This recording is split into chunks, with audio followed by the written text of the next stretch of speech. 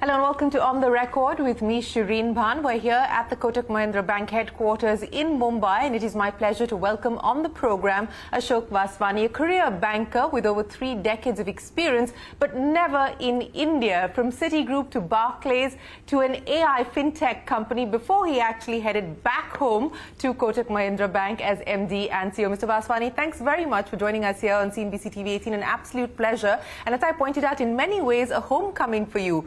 Sydenham College is where you sort of found your feet before you headed out of India. But what is it like to be back here running a bank? Shereen, welcome to our headquarters. Very excited. It's really nice to be back home, and it's even more fun being at Kotak. It's such an incredible platform, such a great brand, and there's so much more we can do, to really become a powerful force in the country. But what has been the easiest part of making this transition? What has been the hardest part of making this transition? I'd also ask you this in the context of the fact that you're walking into some very large shoes that have been around at Kotak Mahindra Bank for over 2 decades, running and steering the ship here. And you also saw the departure of other senior bankers from Kotak, Shereen Bhan, Deepak Gupta, and of course Mr. Manian. What has that transition meant, and has stability returned?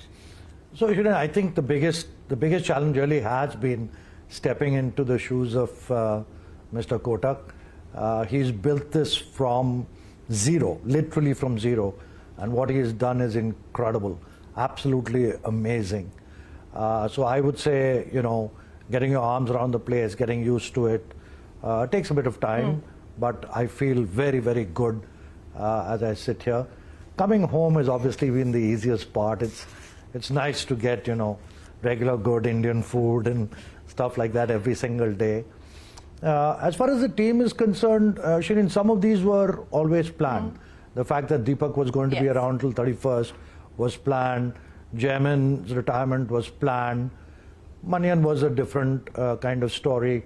But, Kotak has a very deep bench, a very good bench, a tenured management team, and we're kind of moving along. I don't think we skipped a beat. Well, speaking of moving along, let me ask you, you've spent 9 months here now at the bank, and you've articulated very clearly the 4 priority areas. You call them the 4 C's. How much progress have you made on each of those, and where do things currently stand, especially as far as the company is concerned? Yeah. So, Shereen, the way we kind of talk about it is what is winning. And when you say what is winning, the first thing you've got to say is winning with whom. And I've said they've got 4 stakeholders for whom or against which we are winning. The first one, of course, being the customer. I think there's nothing more important than the customer. If you get it right by the customer, everything else falls into place. If you get it wrong by the customer, everything else goes away. My focus, my time, my energy is focused on getting it right by the customer. Frankly, we get it right by the customer, the company C will fall into place. And if you're going to give the tools and everything to your colleagues, they will find it a much nicer place to work and will do it right by the customer. And finally, the community, which is really, in a broad sense, the regulator and, of course, the brand. So this is how we measure winning. And this is not like a sprint. It's not a 100-meter race. This is about the long term, right? How we're going to continuously demonstrate quarter after quarter, year after year, how we are winning against these 4 constituencies. Let me address that constituency that you just spoke of, which is, of course, one of the most crucial constituencies, which is the regulator. And I think that is the big overhang today as far as the Kotak Mahindra Bank story is concerned, with the RBI imposing restrictions on account of deficiencies in the digital and IT infrastructure, not allowing you to onboard mobile as well as digital customers, as well as putting restrictions on your credit card business. Now, if you can share with us details on what you've been specifically able to do to demonstrate to the Reserve Bank that you are adequately or appropriately addressing those deficiencies, and where do you believe that you stand? I mean, there is, of course, an external audit that's also been sought, but where do you believe you stand in the remedial measures?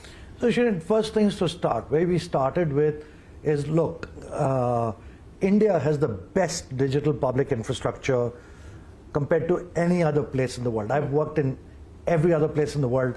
I've never seen anything like this, right? Now, obviously, that has led to the demand for digital services having gone up dramatically. And it's about the bank systems having to keep up pace with that. So we've been spending the last couple of months really focused on how we grow and make our systems foolproof. And like in every crisis, there's an opportunity. So we've taken this as an opportunity to really say how we'll really leapfrog and make our systems really resilient and relevant for the days to come. So I think we've made very, very good progress. Obviously, we've been in continuous touch with the RBI, sometimes even every week, updating them, getting their guidance, making sure we're on the right path. And I think we've made tremendous amounts of progress, and we'll continue to do it. You know, obviously the RBI is exceedingly important, but the customer, I've got to get it right by the customer. Yeah. I got to stay resilient for the customer. I need the best customer experience for the customer. And, you know, yeah, RBI has told me you got to do it. So, and I understand that some of this is confidential, some of this is of course up to the regulator to speak about as well. But from your perspective, and you said that you're engaging with the RBI sometimes even on a weekly basis, you know, again, for the benefit of our viewers who are watching, what are the steps? If you can give us some specifics, the steps that you have taken, what has that meant in terms of incremental investments, for instance, as well? What has that meant in terms of big changes on the IT infrastructure side to address some of the deficiencies that have been pointed out? And whether there's been an acknowledgement by the Reserve Bank in any form or fashion, formally or informally, on any of those measures? So, Isha, actually the process started about 2 years ago when we started ramping up our investments in technology. And we spend roughly 10% of our entire OPEX on technology. So that adds up to a very significant sum. And we've been kind of growing that to about 11%. Since the order, we've doubled up on resources. We've used, you know, consultants and stuff like that. And we also, I think, went on record to say that the cost of the order would be something to the extent of about 450 crores on an annualized basis. And pretty much that number seems to be correct even now. But like I said, we've made tremendous amounts of progress. If you look at downtimes, they're down significantly. Customer experience has improved quite significantly. And when we come out of the gate, I think we'll come out of the gate exceedingly strong, both in terms of new products, but new customer experiences, much higher level of resilience, and really deliver great products and services for our customers. You know, you talked about coming out of the gate and feeling that when you do, you will be much stronger. But is there any indication on how long it will take for you to be able to get yourself to come out of the gate, so to speak? So that's not entirely within my control, obviously. But every single day, we're getting a little better, a little better, a little better. So the more time I have, the better the product and service when I do come out of the gate. And, you know, the RBI actually... But surely you wouldn't want more time, you'd want less time, right? Absolutely, absolutely. But all I'm trying to say is that we're utilizing the time well. And when we get there, we'll be out very, very strong. Okay. You know, I also want to understand from you what the implications or the impact is likely to be as far as customer addition is concerned. We get a lot of our customers digitally, right? Now, what have we done since the RBI has asked us not to onboard digitally?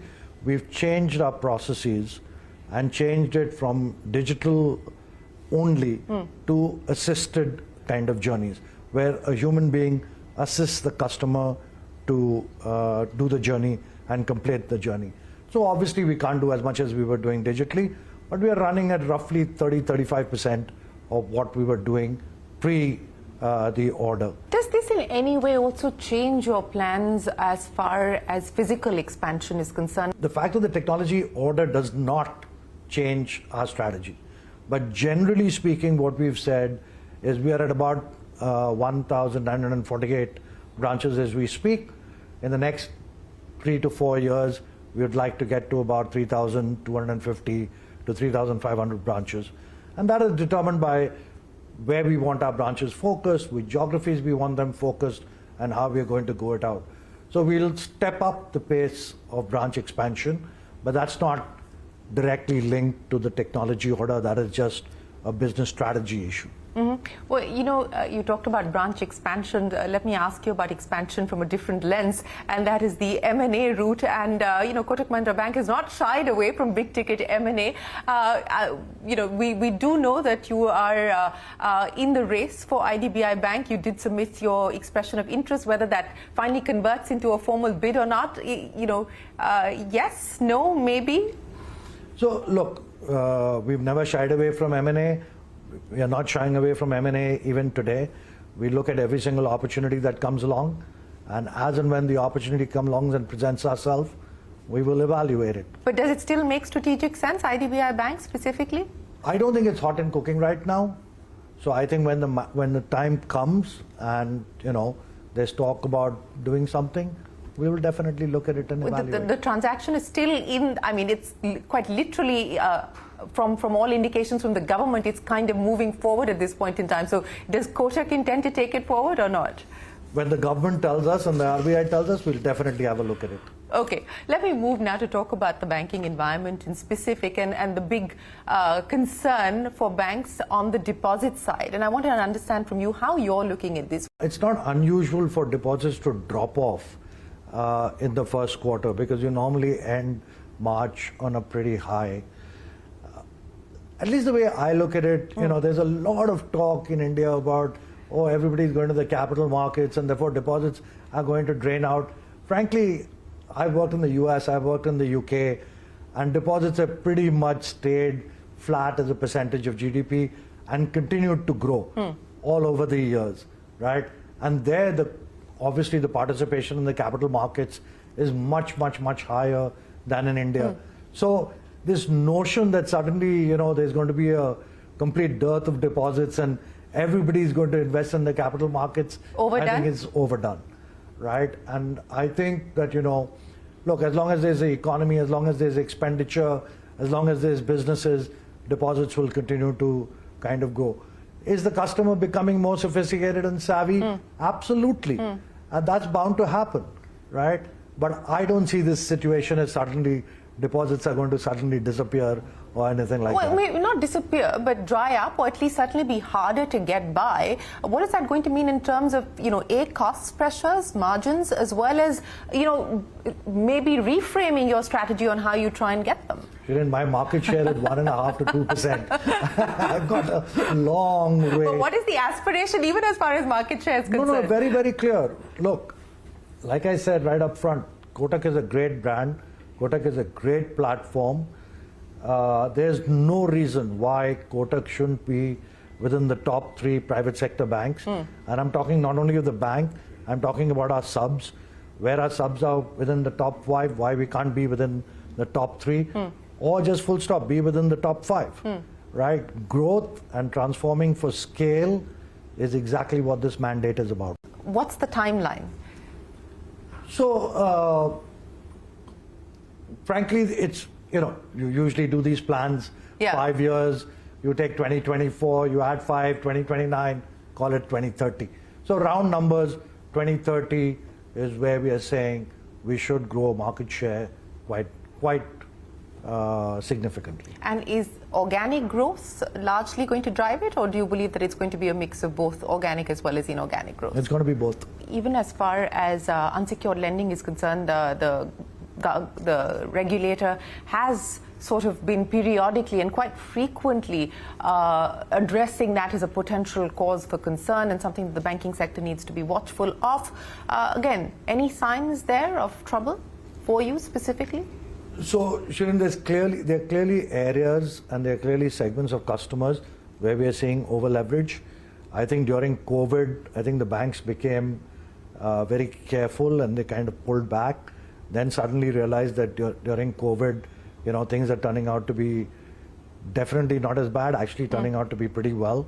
Of course, supported by the government and stuff like that. And I think that there was a little bit of an overextension there. And so there are segments of customers where we are seeing over leverage. It'll correct itself out over the next couple of quarters. Okay, but what does that mean over the next couple of quarters in terms of, NPAs, in terms of the impact as far as the bank is concerned? I think as far as credit cards is, I think for the industry overall, for the industry overall, you will see some elevated losses. I think that's already starting to show up. Some of the numbers are, clearly there. I think you'll see that for a quarter or two, and then it should kind of even out. But you will see some elevation in credit losses. Any other, any other visible signs or incipient signs of pain that you see emerging? Not really. Like I said, the economy is doing pretty well. Capital market businesses are doing really well. What does that mean then from a subsidiary perspective and the growth plans and the growth aspiration that you have as far as subsidiaries are concerned? See, that's why I feel so good about Kotak. And that's why I feel so strongly about Kotak, because we are literally got 4 or 5 major engines, right? We obviously have the banking engine, we have the insurance engine, we've got the capital markets business, we've got the investment bank. So we are firing on multiple engines. Even, God forbid, at a point in time, 1 or 2 engines are not firing, we still got another 3 engines which are firing very strongly. So, if you look back at, let's say, our Q1 results, you could see capital markets was doing really, really well, right? Obviously, the technology embargo put a dampener on our consumer bank, but our corporate bank was doing really, really well. So at every point in time, we are kind of continuing to soar and continuing to climb. As we strengthen, the future, getting 4 or 5 engines firing gets me very excited. I would imagine. So as far as these 4 or 5 engines are concerned, where do you believe you are? I mean, are you in the first gear, second gear, third gear? Where do you believe that you find yourself across these spaces? No, actually, if you look at it, capital markets is doing really well. The corporate bank is doing really well. Our investment bank and alternative investments is doing really, really well. The technology embargo has put some kind of pressure on the consumer bank, but otherwise, it's full steam ahead. You said growth and transformation is the mandate. So really, as far as the consumer bank side is concerned, as and when the restrictions do lift themselves, how different do you believe your offering is likely to be? Because in a way, you said you also want more time to be able to figure out what else you could do with the customer or bring forward for the customer. How different is the approach likely to be? For example, we are soon going to launch our new app. It is really cutting edge.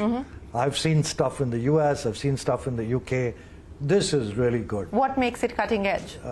Try it. When it launches, please try it. No, but tell me, what makes it cutting edge? Just the user experience, the speed at which it renders. We benchmark ourselves to the best tech companies in the world, and it kind of catches up to that kind of speed. The kind of user experience, the intuitiveness of it, is really, really quite amazing.